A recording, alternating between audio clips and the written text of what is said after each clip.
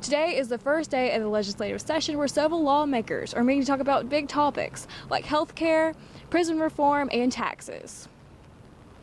One of the biggest topics, the state lottery, something that could potentially fund Alabama schools substantially. You're going to see legislation introduced on gambling, lottery.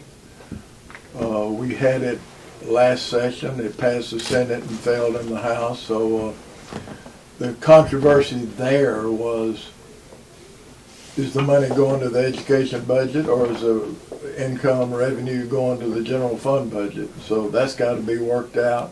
I was really pleased and surprised that Governor Ivey addressed the gambling issue because it's here and we're one of the few states that don't get any revenue from it, and I think she realizes that Alabamians are wanting a right to vote on whether they have a lottery or electronic bingo or whatever.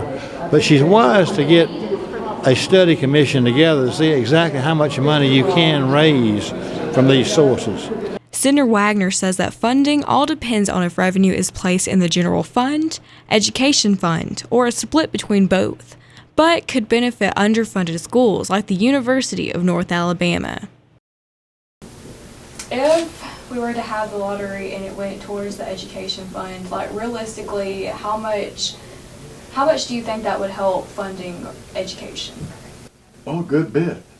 Yeah, there's substantial revenue that would come from a lottery. Mm-hmm. All of the people in Alabama that are going to Georgia or Mississippi or Tennessee or Florida, that money would stay here. In dollars and cents, I couldn't tell you how much.